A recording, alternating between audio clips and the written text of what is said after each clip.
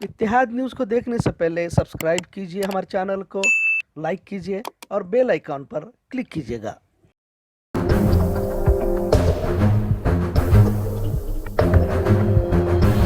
अस्सलाम वालेकुम रहमतुल्लाहि व बरकातहू। इत्तेहाद न्यूज़ में आप सभी का खैर मकदम है। अरबाज कत्ल मामले की चर्चा अभी भी जारी है, अभी मामला खत्म नहीं हुआ, लिहाजा अरबाज कत्ल मामले की तफ्तीश जिस तरह से जारी है, इसी के मद्देनजर कल सुबह 5 बजे अदालत की हिदायत पर कब्र को खोदकर फिर से डीएनए सैंपल्स हासिल किए गए और डीएनए सैंपल्स हासिल करने की पक्की तरह हासिल हुई। वैसे भी कुछ दिन पहले अंजुमन खानापुर और अरबाज के घर वालों को बुलाकर पुलिस ने कब्र से फिर से डीएनए सैंपल हासिल करने की बात कही थी।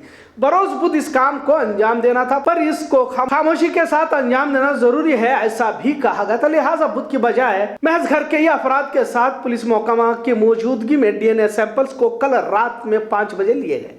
आखिर डीएनए सैंपल्स की जरूरत क्यों पेश आई है, इस पर इंतजामिया के जाने से जवाब दिया गया कि अरबाज का जहां पर कत्ल हुआ था वहां से सबूत हासिल किए गए और खुद अरबाज के खून के धब्बे बाल स्कीम की तफ्तीश की जाएगी। वाज़ह है कि अरबाज कत्ल मामले को लेकर पूरे मुल्क में बहस मुबासे किए जा रहे हैं। आज भी कुछ मीडिया वालों ने इस पर डिबेट भी की है और हिंदुत्व तंजीमों की बढ़ती सरगर्मियों पर फिक्र का इजहार भी किया है, पर कुछ सवाल भी इसके साथ खड़े हो जाते हैं कि आखिर जब दफन करने से पहले भी तो डीएनए टेस्ट कर सकते थे, जो भी हो, लेकिन मुजरिमों का इस मामले में छूटना उतना आसान नहीं है। एक और तवज्जो की बात यह भी है कि जब भाजपा जैसी ताकतवर पार्टी सियासत में है और फिर हिंदुत्व तंजीमों का जोर भी है, जाहिर है और भी जितने राइट विंग तंजीमें हैं इनका आपस में तालमेल है, यानी कि हुकूमत इख्तिदार में जो है और राइट विंग यानी हिंदुत्व तंजीमों के साथ इनका तालमेल है कि किसी तरह से इन कातिलों को हिमायत या फिर सजा सख्त ना दी जाए, इसकी कोशिश भी हो सकती है। वैसे भी इससे पहले कई मामलों में हमने देखा है कि हुकूमत पीछे के दरवाजे से दखल देती रहती है और आप सभी को भी मालूम होगा कि सोशल मीडिया पर अरबाज जिंदा है जैसा झूठा प्रोपोगंडा भी किया गया था। अगर आप पीछे पलट कर देखेंगे तो इस तरह का एक झूठा सोशल मीडिया पर पेज बनाकर गुमराह करने की कोशिश की गई थी। इस पर मुकदमा भी दर्ज किया गया। अब यह पुलिस की जिम्मेदारी है कि आखिर किसने फर्जी अकाउंट के जरिए तफ्तीश की दिशा को गुमराह करने की कोशिश की हो। ऐसा कयास ये भी लगाया जा रहा है कि उसी फर्जी अकाउंट के जरिए कई जमानत का मैदान कातिलों के वकील की तरफ से तो नहीं किया जा रहा। लिहाजा अब तक पुलिस की जानिब से कार्रवाई तसल्ली बख्श ही रही है, लेकिन साथ में इसके आगे की कार्रवाई पर भी नजर होनी जरूरी। जिस कदर मुल्क में आए दिन फिरका परस्तों की जातियां बढ़ती जा रही है, इसमें कहीं ना कहीं हुकूमतों का दखल देखा जा रहा है। अरबाज कत्ल मामले को कॉन्ट्रैक्ट किलिंग के तौर पर भी पेश किया जा रहा है, लेकिन सवाल तो आज भी उसी बात पर है कि एक मामूली पिग्मी कलेक्टर क्या 5 लाख रुपए की सिफारिश दे सकता है, और अगर दिया भी है तो कत्ल के वक्त वो क्यों मौजूद था। जो भी हो, किसी भी वजह से कत्ल किया हो, मुजरिमों को सख्त सजा हर हाल में मिलनी चाहिए, क्योंकि जिस तरह से कत्ल किया गया है ऐसी बर्बरियत वाला कत्ल अब तो बेलगामी नहीं पूरी रियासत में अब तक नहीं देखा गया। कब्र खोदकर डीएनए सैंपल्स के बाद एक बार फिर अरबाज कत्ल मामले की चर्चा जारी है। ये एक अदालती कार्रवाई थी। उम्मीद करते हैं कि तफ्तीश सही सिमत में चल रही है। जल्द चार्जशीट दाखिल कर फास्ट ट्रैक के जरिए मुकदमे का फैसला अरबाज की वालिदा के हक में जाए, क्योंकि एक माँ ही अपने इकलौते बेटे के दर्द को महसूस कर सकती है। और यह फैसला अहम भी इसलिए है कि और कोई महाराज किसी अरबाज के कत्ल करने के लिए आगे न बढ़े, फिर पैसों के लिए हो या किसी धर्म की बुनियाद पर हो। त्रिपुरा में हिंदुत्ववादी तंजीमों की जानिब से मुसलमानों पर हो रहे जुल्म सितम की मजम्मत करते हुए एसडीपीआई की जानिब से एहतजाज किया गया और डीसी बेलगाम को मुतालबा पेश किया गया। इस वक्त कसीर तादाद में एसडीपीआई कारकुनान मौजूद रहे। वाज़ह है कि बांग्लादेश में हिंदुओं पर हो रहे हमले के मद्देनजर हिंदुत्ववादी तंजीम जिसमें आरएसएस, बजरंग दल, वीएचपी ने त्रिपुरा के मुसलमानों को निशाना बनाते हुए 16 से भी ज्यादा मस्जिदों को निशाना बनाया गया, नजर आतिश किया गया और मकानों दुकानों को नुकसान पहुंचाया गया। लिहाजा इन संघी विचारधारा और हिंदुत्व के नाम पर गुंडागर्दी करने वालों पर कार्रवाई करने का मुतालबा किया गया। आइए देखते हैं इसके मंजर।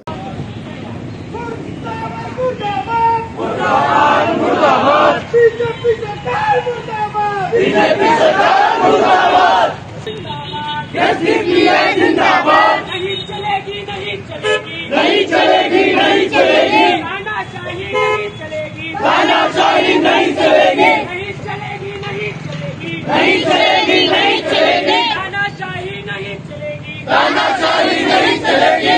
बीएचपी मुर्दाबाद, बीएचपी मुर्दाबाद, मुर्दाबाद, मुर्दाबाद, मुर्दाबाद, मुर्दाबाद, आरएसएस मुर्दाबाद, आरएसएस मुर्दाबाद, जिंदाबाद, जिंदाबाद, जिंदाबाद, जिंदाबाद। एसडीपीआई जिंदाबाद जिंदाबाद जिंदाबाद एसडीपीआई जिंदाबाद मुर्दाबाद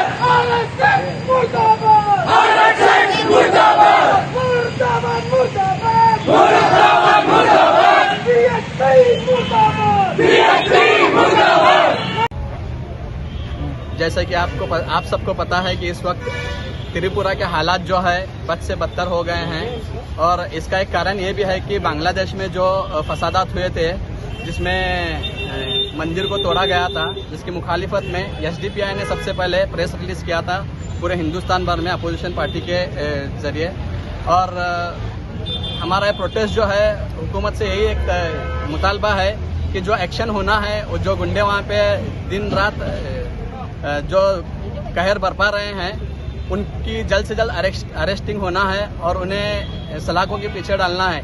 जो कि वहाँ का सीएम है वो उसका स्टेटमेंट ये है कि इतना सब कुछ वहाँ पे हो रहा है करके उन्हें पता ही नहीं।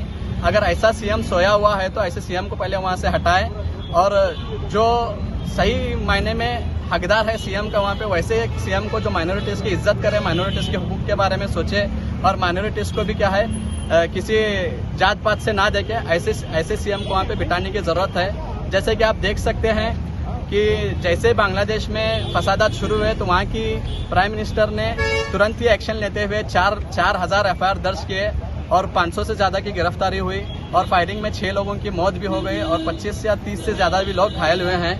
तो इस तरह का एक्शन जब होता है तो गुंडों में थोड़ा डर रहता है कि उनके ऊपर भी कहीं किसी तरह के मुकदमे ना पड़ जाए करके। तो हमारा मुतालबा यही है कि सीएम को रिजाइन करना चाहिए त्रिपुरा के, और त्रिपुरा में पहले जो शांति थी, अमन था, वो अमन को वापस से कायम करना चाहिए। अस्सलाम वालेकुम। जैसे कि सब लोग जानते हैं कि मुल्क का जो डायरेक्शन है वो अलग ही डायरेक्शन में जा रहा है। हम लोग देख रहे हैं कि त्रिपुरा के अंदर 21 अक्टूबर जो है, अब 21 अक्टूबर से लगातार जो है वहाँ पर मुसलमानों के ऊपर, वहाँ के माइनॉरिटीज़ के ऊपर हमला चल रहा है। ये एक बहाना लेकर के यहाँ के मुसलमानों पर हमला चल रहा है। जैसे कि हम लोग देखते हैं कि बांग्लादेश के अंदर वहाँ के माइनॉरिटीज़ को, वहाँ के हमारे हिंदू कम्युनिटी के भाइयों के ऊपर जो हमला हो रहा है, हम लोग उसको भी कंडम करते हैं और वहाँ की गवर्नमेंट उसके ऊपर जो है एक्शन भी लेकर है। साथ साथ में उसी बहाने को लेकर के यहाँ पर हिंदुस्तान के अंदर यहाँ के माइनॉरिटीज़ को जो है वो बहाना लेकर के यहाँ पर हमला किया जा रहा है। हम लोग बार बार देख रहे हैं, अक्सर जो है वीडियोज़ आ रहे हैं सोशल मीडिया में, जिसके अंदर हम लोग देख रहे हैं कि मस्जिदों के ऊपर हमला हो रहा है, मस्जिदों को जलाया जा रहा है, कुरान की बेहुरमती हो रही है। ये हम लोग बर्दाश्त हरगिज़ नहीं कर सकते। हम लोग यहाँ तक भी सुन रहे हैं कि बहुत सारे रैली निकल रहे हैं, वीएचपी के बड़े बड़े मेगा रैली निकल रहे हैं, आरएसएस के वहाँ पर रैली निकल रहे हैं और उन रैलीज़ के अंदर जो है मुसलमानों के खिलाफ, हमारे नबी करीम सल्लल्लाहु अलैहि वसल्लम के खिलाफ बहुत सारे स्लोगन्स लगाए जा रहे हैं। हम इस चीज़ को सख्त से सख्त कंडम करते हैं। हम लोग वहाँ की गवर्नमेंट को जब ये बात मालूम पड़ी, वहाँ के सीएम को जब सवाल किया गया तो वहाँ के सीएम बताते हैं कि मुझे इस चीज़ की कोई खबर नहीं है। इतना बेखबर, इतना लापरवाह अगर वहाँ का मिनिस्टर है तो उसको चाहिए कि वो सबसे पहले वहाँ से रिज़ाइन करे, उसकी वहाँ पे कोई ज़रूरत नहीं है। हम लोग डिमांड करते हैं कि वहाँ पर स्ट्रिक्ट से स्ट्रिक्ट एक्शन लिया जाए, वहाँ पे लीगल कार्रवाई हो और वहाँ के मजलूम मुसलमानों की जो है कंपनसेशन हो। अस्सलामु अलैकुम वरहमतुल्लाहि वबरकातुहू। आज एक और कर्नाटक की आवाम को गमजदा करने वाली खबर यह रही कि कन्नड़ फिल्मी अदाकार सुपरस्टार पुनीत राजकुमार का दिल का दौरा पड़ने से मौत हो गई। पुनीत राजकुमार की मौत के बाद कन्नड़ तंजीमों की जानिब से मातम मनाया गया। पुनीत राजकुमार के चाहने वाले बहुत है। हाल ही में चंदन आइनॉक्स बेलगाम थिएटर में अपने चाहने वालों से मुलाकात की थी। हजारों की तादाद में लोग कोरोना होने के बावजूद भी जमा हुए थे। इस वक्त चंदन थिएटर के मालिक साजिद शेख से तवील गुफ्तगू भी हुई थी। साजिद शेख ने इत्तेहाद न्यूज को बताया कि पुनीत राजकुमार एक हर दिल अजीज शख्स थे। इतने बड़े सुपरस्टार होने के बावजूद भी काफी हद तक सादगी देखी जाती थी, लिहाजा इनकी अचानक मौत से दिल गमजदा होने के बाद भी इन्होंने कही। बेलगाम शहर में इनके चाहने वाले गम में डूबे नजर आए। कर्नाटक राज्योत्सव को लेकर काफी चर्चा थी, लेकिन अब कन्नड़ सुपरस्टार की अचानक मौत से इस बार बड़े पैमाने पर राज्योत्सव न मनाने की बात इनके चाहने वालों की जानिब से कही जा रही है। आज शाम चन्नमा सर्कल में मुख्तलिफ तंजीमों की जानिब से कैंडल मार्च निकालकर खिराज तहसीन पेश करने की कोशिश करते हुए फिर से दोबारा पुनीत राजकुमार को अवाम के दरमियान आने की दुआएं मांगते देखा गया। कन्नड़ चाहने वालों के अंदर गम देखा गया। इनकी आंखों में पुनीत राजकुमार की मौत का अफसोस जाहिर हो रहा है। ಒಂದು 11 ಗಂಟೆಗೆ ಒಂದು ಸುದ್ದಿ ಬರುತ್ತೆ, ಒಂದು ಲಘು ಹೃದಯಾಘಾತ ಅಂಥೇಳಿ. ಆವಾಗ ನಾವು ಏನು ಇದು ಸಾಮಾನ್ಯವಾಗಿ ಒಂದು ಲಘು ಹೃದಯಾಘಾತ ಇರುವಂತ ನಾವು ತಿಳ್ಕೊತೀವಿ. ಆದರೆ ಈ ದಿವಸ ಇಡೀ ಕನ್ನಡ ನಾಡಿಗೆ ಒಂದು ಕರಾಳ ದಿನವಾಗಿ ಪರಿಣಮಿಸಿದೆಂದು ನಮಗೆ ಇವತ್ತು ನಾವೇನು ಅಂದ್ಕೊಂಡಿರಲಿಲ್ಲ. ಆದರೆ ಇವತ್ತು ಏನು ಆಮೇಲೆ ಸುದ್ದಿ ಬರುತ್ತೆ, ನಾವು ನಮ್ಮ ಪ್ರೀತಿಯ ರಾಜ್ಕುಮಾರ, ನಾವೇನೋ ಡಾಕ್ಟರ್ ರಾಜ್ಕುಮಾರ್ ಅವರನ್ನು ಅವರಲ್ಲಿ ಕಾಣುತ್ತಿದ್ದೆವು. ಅವರ ಸರಳತೆ, ಅವರ ಒಂದು ನಾನುಡಿಯ ಬಗ್ಗೆ ಅಭಿಮಾನ ಇರಬಹುದು, ಅಥವಾ ನಾವು ನೀವು ನೋಡಿದ ಹಾಗೆ ರಣವಿಕ್ರಮ ಚಿತ್ರದಲ್ಲಿ ನೋಡಿದ ಹಾಗೆ ಈ ಬೆಳಗಾವಿ, ಈ ಗಡಿ ಭಾಗ ಕರ್ನಾಟಕಕ್ಕೆ ಸೇರಿದ್ದು. ಆ ರೀತಿಯ ಈ ಚಿತ್ರವನ್ನು ಮಾಡಬೇಕಾದರೆ ಪ್ರತಿಯೊಂದು ನಟರು ತಮ್ಮ ಒಂದು ಬಿಸ್ನೆಸ್ಗಾಗಿ ವಿಚಾರ ಮಾಡುತ್ತಾರೆ. ಆದರೆ ಈ ನಟ ಇವತ್ತು ಏನು ಕನ್ನಡ ನಟ ಪುನೀತ್ ರಾಜ್ಕುಮಾರ್ ಅವರಿಗೆ ನಾವು ಕಳ್ಕೊಂಡಿದ್ದೀವಿ. ಇವತ್ತು ತುಂಬ ದುಃಖದ ಸಂಗತಿಯಾಗಿದೆ. ರಾಜ್ಯೋತ್ಸವ ಏನು ನಾವು ಕರ್ನಾಟಕ ರಾಜ್ಯೋತ್ಸವ ಮಾಡ್ತೀವಿ, ಒಳ್ಳೆಯ ಸಂದರ್ಭದಲ್ಲಿ ಇವತ್ತು ನಮಗೆ ಕರಾಳ ದಿನಾಚರಣೆ ಹಂಗೆ ಒಂದು ನೋವನ್ನು ನಮಗೆ ಗೊತ್ತಾಗಿದೆ. ಇವತ್ತು ಏನು ಅವರು ಡಾಕ್ಟರ್ ರಾಜ್ಕುಮಾರ್ ಅವರು ಏನು ಕರ್ನಾಟಕದಲ್ಲಿ ಜನನ ಗಳಿಸಿದ್ರು, ಹಾಗೆ ಪುನೀತ್ ರಾಜ್ಕುಮಾರ್ ಅವರು ಒಂದು ತಂದೆ ಅನ್ನೋದು ಒಂದು ಫಾಲೋವರ್ಸು, ತಂದೆ ಅನ್ನೋದು ಒಂದು ಅಭಿಮಾನ ಮಾಡ್ಕೊಂಡಿದ್ರು. ಇವತ್ತು ನಾವು ಪುನೀತ್ ರಾಜ್ಕುಮಾರ್ನ ಕಳ್ಕೊಂಡು ನಮ್ಮ ದೇಶಕ್ಕೆ, ನಮ್ಮ ಕರ್ನಾಟಕಕ್ಕೆ ನಷ್ಟ ಆಗಿದೆ ಅಂತ ನಾನು ಹೇಳಲಿಕ್ಕೆ ಬಯಸ್ತೇನೆ. ಸರಳ ರೀತಿಯಿಂದ ಯಾವುದೂ ಅಹಂಕಾರ ಅವ್ರಿಗೆ ಯಾವುದು ಇದನ್ನೋದು ಇರಲಿಲ್ಲ. ಯಾಕಂದರೆ ಎಲ್ಲ ಒಂದು ಪ್ರತಿಯೊಂದು ತನ್ನ ಅಭಿಮಾನಿಯವರಿಗೆ ಪ್ರೀತಿದಿಂದ ಕಾಣುವರು, ಪ್ರೀತಿದಿಂದ ಎಲ್ಲಿಯೂ ನೋಡಿದ್ರೆ ಮಾತಾಡ್ಸೋರು, ಸರಳ ರೀತಿಯಿಂದ ನಡ್ಕೋಂಥ ಒಂದು ನಟನ ಇವತ್ತು ನಾವು ಕಳ್ಕೊಂಡಿದ್ದೀವಿ. ಹೇಳ್ಬೇಕಂದ್ರೆ ಮಾತೇ ಬರ್ತಾ ಇಲ್ಲ. ಬೆಳಗಾವಿ ಬಂದಾಗೆಲ್ಲ ನಮ್ಗೆ ಸಂಪರ್ಕ ಮಾಡ್ತಿದ್ರು. ಅವ್ರ ಜೊತೆ ಬೆಳಗಾವಿ ಎಲ್ಲ ಕನ್ನಡ ಬಾಂಧವರು ನಾವು ಅವ್ರ ಜೊತೆಗಿದ್ದೀವಿ. ಆದರೆ ಇವತ್ತು ವಿಧಿಯ ಆಟ, ಅವರು ನಮ್ಮನ್ನು ಅಗಲಿದ್ದಾರೆ. ಯಾವ ಚಿತ್ರ ನೋಡಿ ಬದಲಾಗಿದ್ದೀರಿ ಸರ್ ನೀವು? ಏನಾದರೂ ಯಾವುದೋ ಪರ್ಟಿಕ್ಯುಲರ್ ಒಂದು ಸಿನಿಮಾ ಐತ್ರಿ ಅವ್ರದ್ದು? ಪುನೀತ್ ರಾಜ್ಕುಮಾರ್ ಅವರ ಎಲ್ಲ ಚಿತ್ರಗಳಲ್ಲಿ ಒಂದು ಸಂದೇಶ ಇರ್ತಿತ್ತು. गोवा की सियासत में अब कुछ बदलाव की तस्वीरें नजर आ रही है। बंगाल की वजीर आला, जिसने भाजपा की नाक में दम कर रखा है, अब गोवा की सरजमीन पर भाजपा को पछाड़ने के लिए मैदान में उतरी है। ममता बनर्जी वैसे भी मुल्क की सतह पर बहुत ही मजबूत खातून के तौर पर देखा जाता है, लिहाजा आज गोवा में मछुआरों की परेशानियों को समझने की कोशिश करते हुए जिस तरह मछुआरों के हुकूक को भाजपा हुकूमत की जानिब से पामाल किया जा रहा है, मछुआरों को इंसाफ दिलाने की कोशिश तृणमूल कांग्रेस की सरकार करेगी, ऐसा भी कहा गया। भाजपा शिवसेना से कई लोगों ने तृणमूल कांग्रेस की शमूलियत इख्तियार की है। इसी वक्त ऐश्वर्या साळगांकर जो समाजी खिदमतगार है, इन्होंने भी तृणमूल कांग्रेस की शमूलियत इख्तियार करते हुए गोवा एक नई दिशा में जाने की उम्मीद इन्होंने इजहार किया।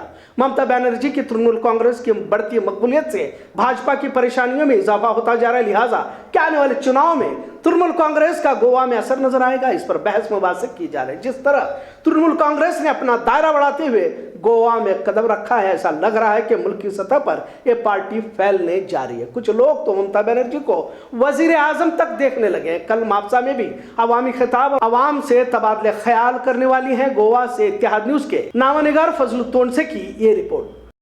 कि मेरे को पास इंफॉर्मेशन था कि गोवा का फिशिंग कम्युनिटीज अभी बहुत दिक्कत में है, बहुत प्रॉब्लम फेस कर रहा है। एक तो उसका सब्सिडी जो थे वो भी कमती कर दिया है, एक्सपोर्ट भी नहीं हो रहा है, उसका बिजनेस भी अभी बंद बहुत हो गया है कोविड के लिए, कोरोना के लिए भी, और कोई देखभाल करने के लिए कोई नहीं है।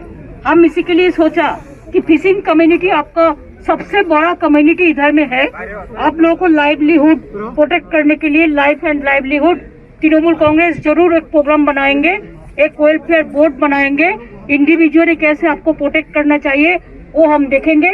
आपको जो सब्सिडी वो लोग विड्रॉ कर लिया है, जो 30,000 कर दिया है 50,000 से, उसको हम बहुत बढ़ा देंगे, जैसे आप लोगों को लाइवलीहुड ठीक से रहे, आप लोगों को बच्चा लोग, आप लोगों को परिवार अच्छा रहे। फिशिंग कम्युनिटी के लिए हमारा गौरव है। आप लोग एक कट्टा में ये विश्वास रखिए कि हम देखने के लिए इसी के लिए आए हुए हैं कि आप लोगों को जो जो करना है वो करने के लिए हम वो कर देंगे, और हम उसको डिटेल्स हम आपको पास से सुझाव लेके, आपका जो फिशरी कम्युनिटी है आपके सब पास से सुझाव लेके जो जो करना है हम कर देंगे और हमारा मैनिफेस्टो में भी डालेंगे। बुढ़ा को लेकर अभी भी इख्तलाफात का सिलसिला थमते नजर नहीं आ रहा। पिछले कुछ दिनों से सत्ताधारी और विपक्ष के चलते शहर के तरक्याती कामों पर असर होता दिखाई दे रहा है, ऐसा आवाम का कहना है। आज कांग्रेस के अकायद और एमकनमंडी एमएलए सतीश जारकिहोली, भाजपा के दोनों एमएलए अनिल बेनके और अभय पाटिल की मनमानी करते हुए अपनी मर्जी से बूढ़ा सदर को बिना भरोसे में लिए तब्दील करने का इल्जाम लगाया। आज उन्होंने कहा कि हमने कभी भी शहर के तरक्याती कामों के साथ बुढ़ा के मामलात में दखल नहीं दिया और ना ही किसी तरह की रुकावट पैदा करने की कोशिश की, लेकिन दोनों एमएलए ने बूढ़ा के सदर को तब्दील करने का काम गोया एक तरह से मनमानी की है। वाज़ह रहे कि 3 मरतबा भाजपा एमएलए की गैर हाजिरी की वजह से बुढ़ा की मीटिंग रद्द कर दी गई। लिहाजा बेलगांवकर को सदर बुढ़ा बनाने के बाद मीटिंग तो हुई, मगर इसमें कांग्रेस के सतीश जारकिहोली और लक्ष्मी हेब्बाळकर गैर हाजिर रहे। खबरों का सिलसिला यूं ही चलता रहेगा। देखते रहे इत्तेहाद न्यूज़। शुक्रिया, अल्लाह हाफिज़।